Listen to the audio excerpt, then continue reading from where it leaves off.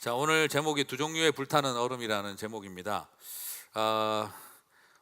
하나 이렇게 제가 먼저 나누고 싶은 것은 제가 웃을 줄 못 고지나 내적 치유 사역할 때 많이 쓰는 표현인데요. 사람의 마음을 이렇게 가만히 살펴보면은 그 가슴에 이 앙심이 생기면, 마음에 이 원망 같은 앙심을 생기면 그게 불타는 얼음처럼 바뀌는 것을 볼 수가 있습니다. 마음의 앙심은 차가운 분노로 얼음 덩어리를 만들고, 그 얼음 조각에 불타는 분노의 불을 붙이며 살아가는 상태가 앙심을 품은 상태와 유사합니다. 그래서 얼음 덩어리면서 동시에 불덩어리인 모습인 것이죠. 얼음 조각 같이 차갑고 그 분노는 더욱 싸늘해져 가고, 그리고 불같은 분노는 용암처럼 더욱 끓어오르면서 살아가는 모습이 가슴속에 앙심을 품은 우리들의 모습입니다. 얼음 덩어리 같은 차가운 분노는 자기 자신을 죽이고, 그리고 용암같이 불타는 분노는 타인을 죽이게 됩니다. 그래서 가슴속에 불타는 얼음과 같은 그 차가움과 냉혹함과 그리고 그 분노를 끓이면서 살다 보면 나 자신이 상해가고 주변 사람들이 상해가는 것을 보게 되어지죠.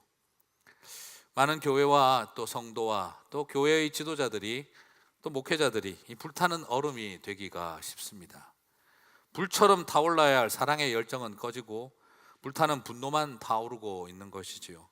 얼음처럼 주님의 마음을 시원하게 해드리는 것이 아니라 차가운 냉혹함으로 자기 자신과 주변을 얼려가고 있는 것을 보게 되죠. 여러분, 잠시는 그것이 열정처럼 보이고, 잠시는 그것이 헌신처럼 보이고, 잠시는 누구보다 열정적이고 헌신적으로 교회를 섬기는 사람처럼 우리를 보이게 할 수는 있지만, 그러나 자신을 죽이고 타인을 죽이는 불타는 얼음 덩어리에 불과한 것을 볼 때가 있습니다.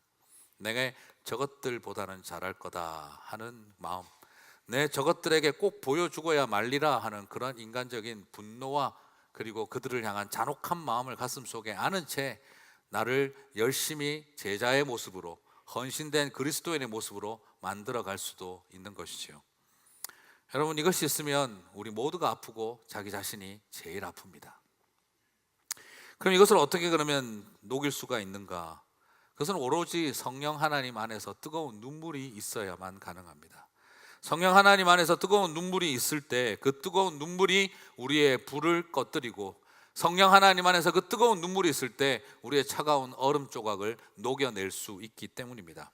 뜨거운 눈물이 있어야 불을 끌 수 있고, 뜨거운 눈물이 있어야 얼음을 녹여낼 수가 있습니다. 첫 번째 불타는 얼음인 이 앙심과 원인은, 이 원망은 우리가 녹여야 하고 꺼뜨려야 할 대상이라는 것, 그것을 저와 여러분이 기억했으면 좋겠습니다. 그리고 오늘 설교와 관련된 두 번째 불타는 얼음은 소위 영성과 지성이 균형을 이루는 삶을 말합니다. 말과 행동이 통합된 것일 수도 있겠고, 논리적이면서도 불타오르는 모습이라고 할 수 있겠습니다.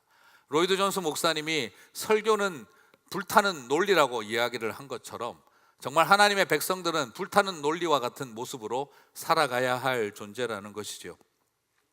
말 그대로 표현하자면 말씀과 영성이 균형을 이루어져 있는 삶, 그리고 좀 더 확장하면 밸리더티와 렐러번시가 균형을 이룬 삶, 이 두 가지가 잘 균형을 이루어가는 삶과 같은 것이라고 말할 수가 있겠습니다.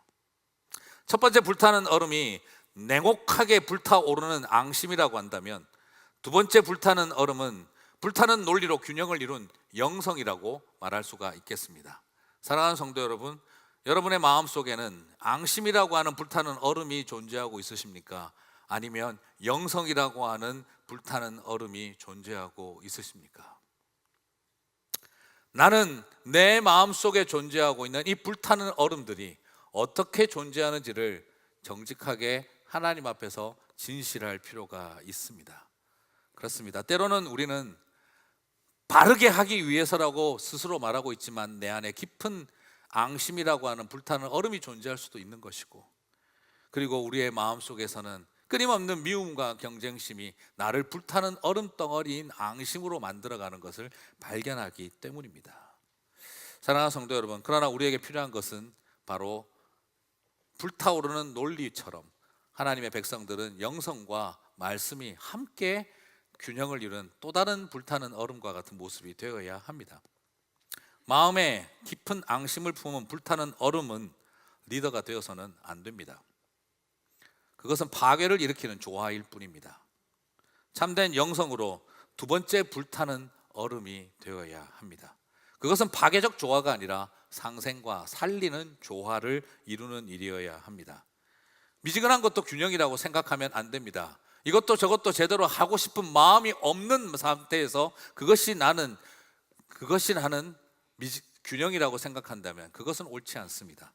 뜨거울 것이 뜨겁고 차가울 것이 차가울 때 주님께서 바로 우리에게 원하는 뜨겁든지 차갑든지 하라는 분명한 삶의 준비를 말하는 것입니다. 저는 이런 점에서 오늘 여러분과 함께 느헤미야라고 하는 사람, 이 두 가지를 잘 갖춘 이 느헤미야라는 사람을 좀 살펴보고 싶습니다. 느헤미야는 먼저 보면 굉장히 얼음 같은 모습으로 그 얼음의 모습을 잘 준비된 사람인 것을 볼 수 있습니다. 사실 느헤미야는요, 이 선지자도 제사장도 아닙니다. 선지자도 제사장도 아니고 그는 종교 지도자도 아닙니다. 그는 그냥 말 그대로 정치 지도자입니다. 총독이었습니다. 그런 점에 있어서 느헤미야는 누구보다도 타고난 렐러번시를 가진, 현실에 대한 적합성을 가진 사람이었습니다. 자기 자신이 있어야 할 정치인으로서의 모습을 잘 갖추고 있었다는 거죠. 더더구나 느헤미야는 1장 11절을 보면 원래 그가 맡았던 직책이 뭐였습니까? 술 맡은 관원장이에요. 저는 성경을 처음 보다 이 부분에서 살짝 좀 웃었습니다. 이런 하나님의 사람이 술 책임자라니. 더더구나 이 느헤미야 1장 1절에서 10절을 쭉 읽어보면 조국의 문제로 아파하고 가슴 쓰려하고 고통스러워하면서 금식하고 기도한 결과가 술 맡은 관원장이 되었다. 살짝 좀 당황스러웠습니다. 이걸 정확하게 이해하지 못하면 이거 그냥 우습고 말죠. 오늘 또 이걸 보시고 잘못 이해하셔서 괜히 은혜 받으시면 안 됩니다. 나는 뜨겁게 기도하여 술을 책임지겠다. 지금 당장 떠오르는 몇 분이 머릿속에 지나가는데요, 너무 그렇게 그쪽으로 이렇게 방향을 잡으시면 절대 안 됩니다. 자, 사실 이것 자체가 굉장히 의미가 있죠. 그는 뜨겁게 기도한 사람이었으나 굉장히 전략적이었습니다. 내가 이 문제를 해결하기 위해서는 내가 왕에게 도움을 받아야 하고 이 왕에게 은혜를 받아야 한다는 것을 그는 알았기 때문에 그때 하나님께서 그를 술 맡은 관원장이 되게 했습니다. 자, 이것은 항상 뭘 말하느냐, 말 그대로 느헤미야가 먼저 어떤 사람이 되어야 했냐면 술 전문가가 되어야 했다는 말과 같은 말입니다.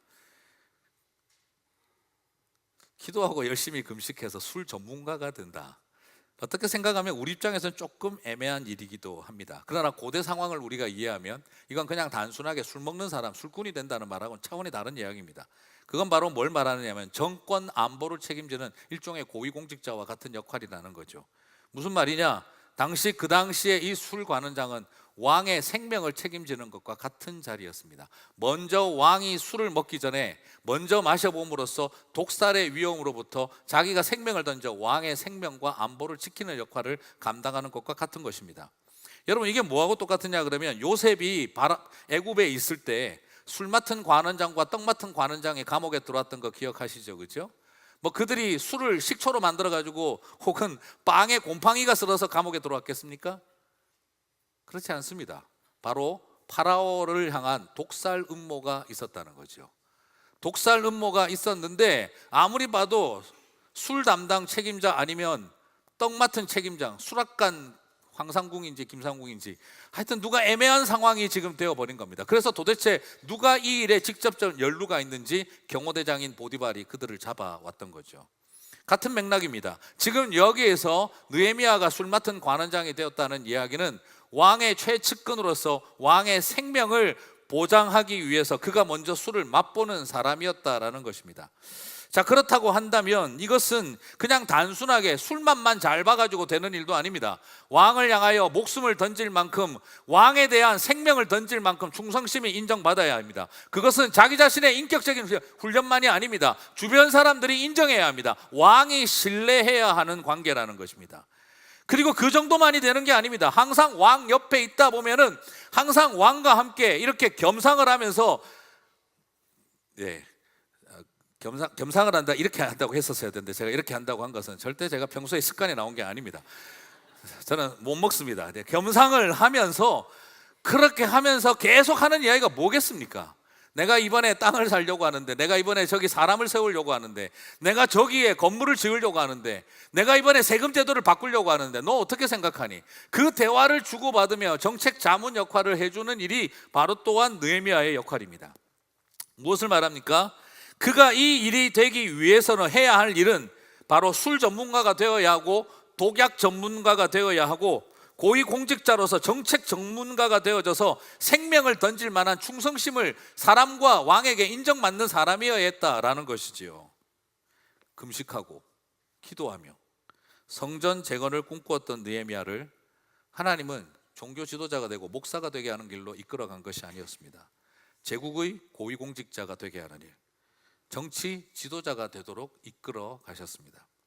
가장 영적인 사명을 위해서 가장 정치적인 소명을 주셨던 것입니다. 가장 영적인 일을 할 수 있도록 하게 하기 위해서 가장 세속적인 자리에 그를 세우셨다는 말입니다. 가장 하나님의 나라를 위해서 헌신해야 하는 그 일을 위해서 하나님은 그를 제국의 중심부에 세웠다는 것이지요. 하나님을 위해서 헌신하도록 하게 하기 위하여 그를 부르시는 일을 위해 하나님은 제국의 왕을 위해 생명 던지는 자리로 이끌어 가셨다는 것이죠. 가장 하나님을 전적으로 의지하는 일을 하게 하기 위하여 그는 가장 인간적인 전략을 세워야 하는 자리에 하나님은 그를 보내셨다라는 것입니다. 사랑하는 성도 여러분, 우리는 느헤미야를 통해서 하나님께서 어떻게 그를 렐러번시한 사람으로 준비시켰는지를 볼 수가 있습니다. 그는 간절히 기도하는 사람이었고 금식하는 사람이었고 조국에 위해서 아파하며 울었던 사람입니다. 그러면서도 그는 기도하면서 무엇을 떠올렸습니까? 전략적으로 기도했습니다. 왕에게 도움을 받아야 하니 하나님, 왕에게 은혜를 입게 하옵소서. 그리고 자기가 원하는 대로 드디어 일이 딱 되어졌었을 때도 느헤미야는 바로 말하지 않습니다. 그 짧은 순간 왕 앞에서 묵상하며 하나님의 도우심을 구합니다. 어떤 사람입니까? 바로 기도로 준비되어졌으면서 전략적이었고 가장 전략적인 상황에서도 그는 하나님 앞에 기도하더라는 것이죠. 금식하며 부르짖는 기도를 할 수도 있었으면서 동시에 묵상하며 침묵하는 기도도 하더라는 거죠. 오늘 우리는 이 느헤미야에게 있어서 이 불타는 얼음을 보게 되어집니다. 느헤미야는 이 일을 감당하기 위해서 술 전문가가 되어야 했고, 독약 전문가가 되어야 했고, 정책 전문가가 되어야 했고, 왕의 취향에 대한 전문가가 되어야 했습니다. 하나님을 연구하는 것만큼 왕을 연구해야 했습니다. 그는 건축 전문가도 되어야 했고, 외교 전문가도 되어야 했고, 협상 전문가도 되어야 했습니다. 그리고 싸움을 위해서 전쟁 전문가도 되어야 했습니다. 배신과 중상모략과 이간질을 이겨내야 하는 강한 멘탈도 그는 가져야 했습니다. 느헤미야는 순수를 내세워 자신의 미숙함을 정당화하지 않았습니다. 하나님의 은혜와 주권을 빙자하여 인간의 준비 부족과 게으름을 정당화하지도 않았습니다. 아무것도 할 줄 모르는 순수한 사람들, 아무것도 하려고 하지 않았던 순수한 사람들만 있었더라면 성전과 성벽은 절대 재건되지 않았습니다. 아무것도 할 줄 모르고 아무것도 할 마음이 없는 순수한 사람들만 있었더라면 성벽은 결코 재건되지 않았을 것입니다. 오늘 우리에게 필요한 것은 아무것도 할 줄 모르는 순수함으로 아니라 바로 느헤미야와 같은 이 렐러번트한 삶이 우리들에게 필요한 것입니다. 또한 둘째로 느헤미야는 불타는 영성의 사람이었습니다. 정치 지도자였지만 그는 누구보다도 말씀과 부흥에 깊은 소망을 가진 불타는 사람이었습니다. 무너져가는 조국의 이야기를 듣고 성벽 재건을 위해 눈물로 달려왔던 기도의 사람이었습니다. 그러면서도 느헤미야는 동시에 말씀의 사람이었습니다. 그는 탁월한 행정가와 정치 지도자이기도 했지만 그는 기도의 사람이었고 말씀의 사람이었습니다. 여러분, 대단한 조직력과 지도력으로 50일 만에 성벽 재건에 성공을 했습니다. 국가적인 위기를 넘겼습니다. 그 모욕이 가득한 상황에서도 인내의 리더십으로 이 모든 것들을 뚫고 나왔습니다.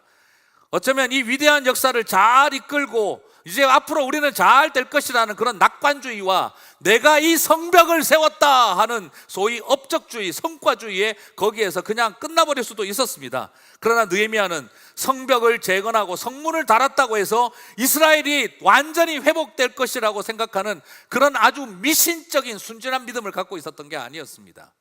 여러분, 지금 느헤미야는 8만 대장경을 만들면 몽골의 침략으로부터 우리를 지켜주겠지 하는 그런 미신적인 성전지상주의를 가지고 성벽 지으러 간 게 아닙니다. 여러분, 이 성벽만 짓고 성전만 짓고 성문만 달면 이제 우리는 행복하게 살 거예요. 병도 떠나고 건강해지고 사업도 잘 되고, 그런 형태의 가짜 부흥사들이 벌리는 성벽 짓자 그러면 다 잘 된다, 이딴 이야기하기 위해서 성벽 지으러 간 게 아니었습니다. 그는 알고 있습니다. 이런 돌덩어리 잘 지어놔봐야 소용없다는 거 알고 있었습니다. 그러나 이 성벽과 성전을 재건하고 난 다음 참되게 회복해야 할 것은 그들의 마음과 가슴 속에 무너져버린 믿음의 성벽을 재건하고 마음에 무너져버린 성전을 재건해야 한다는 것을 알고 있었던 사람이라는 것입니다. 그렇습니다. 이스라엘은 거대 제국에게 망하며 성벽만 무너진 것이 아니라 그들이 가졌던 하나님을 향한 마음의 성벽이 무너져 있었고, 성전만 회파된 것이 아니라 그들의 마음의 성전이 다 찢어져 있었던 것이죠. 그래서 느헤미야는 눈앞에 보이는 성벽과 성문을 달며 성전을 재건했지만 더 중요한 마음의 성벽과 성전이 말씀 위에 기초하여 세워져야 한다는 것을 알았던 것이죠. 사랑하는 성도 여러분, 저는 이런 느헤미야에서 참 감사한 생각을 합니다. 그런 성전을 회복함으로써 다 이루었다라고 생각하지 않았던 사람이었습니다. 여러분, 애니메이션 이집트 왕자는 홍해바다를 건너면서 끝이 나죠. 그러나 출애굽기는 그저 서론에 불과하지 끝난 것이 아닙니다. 이집트 왕자는 홍해바다를 건너서 이집트를 빠져나오면 엑소더스라고 생각하지만 성경은 그것을 엑소더스라고 생각하지 않습니다. 시작일 뿐입니다. 출애굽기는 이집트를 벗어났었을 때 출애굽기는 끝을 찍은 것이 아니라 그들이 성막을 세우고 성전 안으로 들어갔었을 때 출애굽기가 끝이 난다는 걸 기억하시기를 바랍니다. 여전히 이스라엘은 몸뚱아리만 출애굽을 했었을 뿐 그들은 애굽의 고기와 애굽의 풍요를 그리워하고 있었습니다. 여전히 그들은 금송아지 만들어 놓고 우상 숭배하고 있었습니다. 몸이 홍해바다를 건너서 애굽의 국경을 벗어난 것이 출애굽기의 완성이 아니라 성막을 세우고 그 성막 안에 들어갔었을 때 출애굽기가 끝이 난다는 것을 기억하셔야 합니다. 느헤미야서는 어떤 불굴의 어떤 어려움과 역경에도 불구하고 불굴의 의지로 성벽을 재건하여 건축이 끝났다로 느헤미야서는 끝나는 것이 아니라 그들의 마음에 무너진 성벽과 신앙의 마음의 성전이 회복되어야만 느헤미야서가 끝이 난다는 것이죠. 사랑하는 성도 여러분, 그렇습니다. 느헤미야는 렐러번시만 탁월했던 사람이 아니라 그는 철저하게 이 모든 것이 말씀에 기초한 밸리더티가 있어야 한다는 것을 알고 있었던 것입니다. 느헤미야는 건축물로서 성전을 세운 건축가와 그리고 탁월하게 잘 이끌어간 정치인으로만 남아있는 것이 아니라 그는 기도의 사역자, 말씀의 사역자, 영적 지도자의 삶을 살기도 했습니다. 더 놀라운 것은 그는 혼자서 잘난 게 아니었습니다. 사실 이 정도 상황이면은요, 느헤미야 정도 같았으면 더더구나 레위 지파 사람들과 제사장과 서기관들이 다 타락하여 교회가 부패했던 시절, 내가 가르칠게 그렇게 할 수도 있을 만한 능력을 가진 사람이었습니다. 그럼에도 그는 불구하고 이 모든 일을 에스라와 학개와 스가랴와 여러 레위 지파 사람들을 세웁니다. 아까 성경 읽을 때 순 넘어가실 뻔 하셨죠? 그 많은 사람들의 이름을 왜 내세워놨겠습니까? 오히려 이 자리에서 느헤미야는 뒤로 빠지고 그들을 세웁니다. 왜요? 건물이 중요한 것이 아니라 이제 말씀을 가르칠 하나님의 종들이 회복되어야 한다는 걸 한 거예요. 여전히 부끄럽고 여전히 부실하고 여전히 남의 땅에서 저렇게 살아왔던 저 사람들을 사람들 앞에 그래도 레위 사람들이라고, 그래도 하나님의 종들이라고 세워놓고 있는 것입니다. 그들을 통해 말씀을 들으라고 격려하고 말씀의 사역자들을 세우고 있습니다. 이제 남의 땅에 포로로 끌려가서 그렇게 오랫동안 처절하게 살아왔던 지난날의 세월들 속에 제사장과 서기관과 레위 지파 사람들이 자신의 존재감도 잃어버린 듯한 그 자리에 그들에게 말씀을 선포하게 하며 그들로 하여금 그 자리에 이제 이 성전에서 제대로 된 역할을 할 수 있도록 세우고 있는 것을 보게 되어집니다. 그래서 온 유대가 하나님의 말씀 앞에 돌아오게 한 것이죠. 그리고 이 말씀의 부흥은 유대의 회개와 개혁으로 나타납니다. 9절 말씀을 보면 백성이 율법의 말씀을 듣고 다 우는지라 눈물을 쏟고 있습니다. 그리고 기쁨과 감격으로 이어집니다. 10절에서 여호와를 기뻐하는 것이 너희의 힘이니라 느헤미야가 선포하고 난 다음 12절에서 모든 백성이 곧 가서 먹고 마시며 나누어 주고 크게 즐거워하였으니 이는 그 읽어 들린 말을 밝히 알미라라. 무슨 말입니까? 말씀을 들으니까 통곡이 나오고 말씀을 깨달아 하니 먹고 마시며 남들 나눠주기 시작하고 그리고 거기에 기쁨과 즐거움이 넘치더라는 거죠. 사랑하는 성도 여러분, 이런 부흥의 역사가 일어나게 되기를 주님의 이름으로 축복합니다. 그렇습니다. 하나님의 말씀 앞에 통곡하며 울어야 합니다. 그리고 그 말씀을 깨달아 알아서 기쁨이 넘치고 나만 먹는 게 아니라 남들도 먹여주고 나누어주게 되어지는 일이 일어나는 것이죠. 이게 바로 부흥입니다. 하나님의 말씀 앞에 우리의 삶 속에 하나님 주시는 그 감격이 주님 앞에 우리를 뜨겁게 하고 차갑게 하는 것입니다. 너무 일에 미쳐 사는 것도 아니지만 너무 일을 안 하고 사는 것도 똑같은 문제입니다. 맨날 예배만 드리면 단 줄 알고 있는 것도 문제지만 예배도 안 드리고 있으면서 바른 신앙생활하고 있다는 것도 똑같은 수준의 이야기입니다. 예배만 드리면 된다라고 생각하는 사람이나 예배 안 드려도 된다고 생각하는 사람이나 똑같은 과한 것입니다. 말씀을 들어 통곡이 나오고 말씀을 깨달아 기쁨이 넘치는 일 일어나야 합니다. 설교 때마다 아멘 하는 것도 옳지 않습니다. 그러나 한 번도 아멘 못하고 살았다면 그것도 과한 것입니다. 찬양할 때마다 기계적으로 손 들고 있는 것도 과한 것이지만 내 가슴 속에 끌어오는 감격으로 손 한 번 들어보지도 못했다면 그것도 과한 것입니다. 끊임없이 우리에게 일어나는 일은 바로 참된 하나님의 은혜 속에 엎드리는 일. 오늘 저는 놀랐습니다. 한 사람이 불타는 얼음이 되자 많은 불타는 얼음들이 온 유대 안에 넘쳐나기 시작했습니다. 그 역사가 일어나게 되기를 주님의 이름으로 축복합니다. 어둡다고 한탄하지 마시고 작은 촛불이라도 하나 켜는 것이 낫다고 누군가 말했습니다. 어둡다고 한탄하지 말고 작은 촛불 하나라도 켜라. 이것은 데모하는 사람들이 한 말이 아니라 공자가 한 말입니다. 그냥 어두운 밤이 깊어졌다고 세상 참 어둡네 그 말 누가 못하겠습니까? 그러나 그곳에서 작은 촛불 하나라도 들고 내 손에 촛농이 떨어져서 깜짝깜짝 놀라더라도 꺼질 줄 알면서라도 바람 부는 이 어두운 세상에 촛불 하나 켜는 심정은 가만히 있는 것보다 낫다 이 말입니다. 그렇습니다. 금식하고 기도하며 전략을 세우고 실행하여 나가는 일 우리에게 필요합니다. 성벽이 무너졌네요 그 말할 수 있는 사람은 이 세상에 누구나 있고 얼마든지 말할 수 있습니다. 성벽이 무너졌다는 걸 몰라서가 문제가 아닙니다. 그 성벽 재건을 위해 금식하고 기도하는 사람이 함께 있어야 합니다. 성전을 짓는데 방해가 많네요 옆에서 훈수 떠줄 사람들은 누구나 있습니다. 그러나 바발 같은 땀방울 같이 흘리면서 그 성벽을 재건하기 위하여 나는 무엇을 하고 있느냐에 대한 질문을 우리는 던져야 하는 것이지요. 이 세상을 살아가는 신앙의 삶의 모습을 보면 세 가지 종류가 있습니다. 첫째는 움직일 수 없는 이가 있고 둘째는 움직일 수 있는 이가 있습니다. 여러분 움직일 수 없는 사람들이 있고 움직일 수 있는 사람들이 있습니다. 그러면 더 세 번째 옵션이 있을 수가 없죠. 그런데 아닙니다. 움직일 수 없는 사람들이 있고 움직일 수 있는 사람들이 있는데 세 번째 존재하는 신앙인들이 있습니다. 움직이는 이가 있습니다.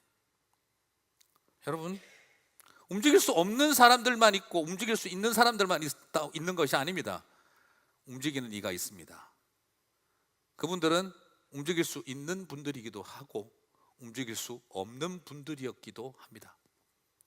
중요한 건 움직일 수 없는 이냐 움직일 수 있는 이냐가 아니라 움직이는 분이 계셔야 한다는 겁니다. 움직이는 사람들이 반드시 움직일 수 있는 이들이었다라고 말할 수 없습니다. 저는 오늘 여러분하고 이런 이야기를 나누고 싶습니다. 움직일 수 있는 이라고 해서 움직이는 게 아닙니다. 움직일 수 없는 이도 움직입니다. 중요한 건 내가 움직일 수 있는 사람이냐 없는 사람이냐가 아니라 움직이느냐 아니냐가 중요한 것입니다. 여러분, 홈디포하고 로우즈에 가보시면 엄청난 건축 자재들이 쌓여 있습니다. 집이 될 수 있는 것들이 있죠. 그러나 거기에 집은 없습니다. 우리 교회에 하나님의 집을 세울, 하나님의 성벽을 세울 많은 건축 자재들만 모여 있다면 의미 없습니다. 하나님의 전이 세워져야죠. 저는 이렇게 이야기를 드리고 싶습니다. 우리 교회에 움직일 수 있는 분들이 많이 모여 있는 거 별로 의미 없습니다. 죄송하지만 움직이는 이들이 있어야 합니다.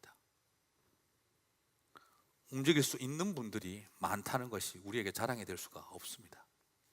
한 명이라도 움직이는 이가 있어야 합니다. 느헤미야를 바라봅니다. 가장 아름다웠던 평신도였던 사람, 하지만 진정한 의미에서 제사장과 서기관과 동등한 동력자였던 영적 지도자이기도 했습니다.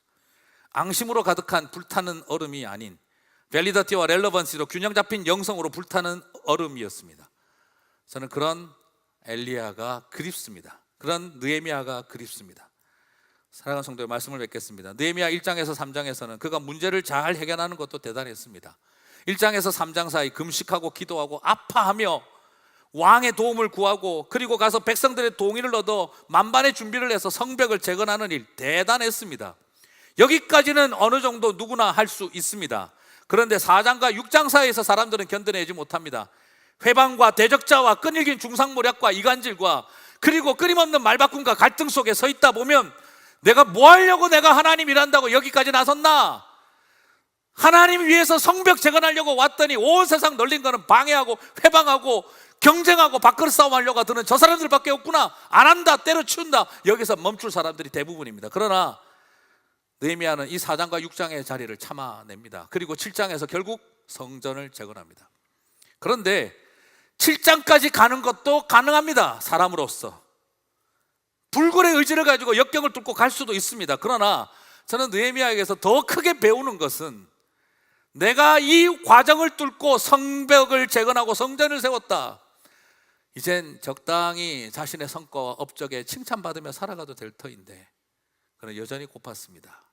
마음의 성벽이 세워지지 않으면 내가 뼈 빠지게 고생해서 해낸 것들도 다 무의미하다라고 생각했던 것. 자신의 업적을 자랑하는 게 아니라 본질이 필요한 것을 알았던 사람이었습니다. 사랑하는 성도 여러분, 저와 여러분은 어디 자리에 가고 있으십니까?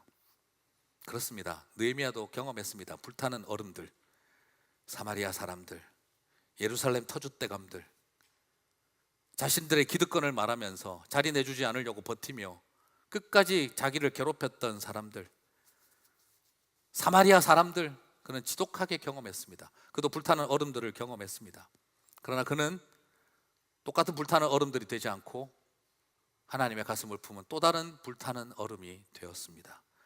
여러분은 어떤 불타는 얼음의 자리에 있으십니까? 저희 아버님이 그러시더라고요. 병주야, 어떻게 하든지 집을 무너뜨리는 사람들과 친구하지 말고 집을 함께 세우는 사람들과 친구해라. 어렸을 때 저에게 늘 해주셨던 말입니다. 살다 보면 무너뜨리는 일에 친구 되는 수 있다. 그러나 세우는 일에 친구해라. 저는 그때 그것이 참 많은 생각을 하게 했습니다. 사랑하는 성도 여러분, 오늘 저와 여러분이 이 느헤미야의 자리에 서 있었으면 좋겠습니다. 우리 성도님들이 이 모습으로 또 주님의 몸된 교회를 세워나가고 또 하나님의 사람들이 그렇게 리더십이 되어지고 직분자가 되어져 갔으면 좋겠습니다. 그렇게 하나님의 교회가 세워지고 부흥이 일어나고 차가울 때 차가울 줄 알고 시원할 줄 알고 뜨거울 때 불타오를 줄 아는 사람들, 그럴 때 교회가 바로 가장 아름다운 하나님의 나라가 되리라고 저는 믿습니다. 성벽을 세우십시다. 그리고 마음에 무너진 성벽과 성전을 세워나가는 느헤미야의 자리에서는 저와 여러분 되시기를 주님의 이름으로 축복합니다.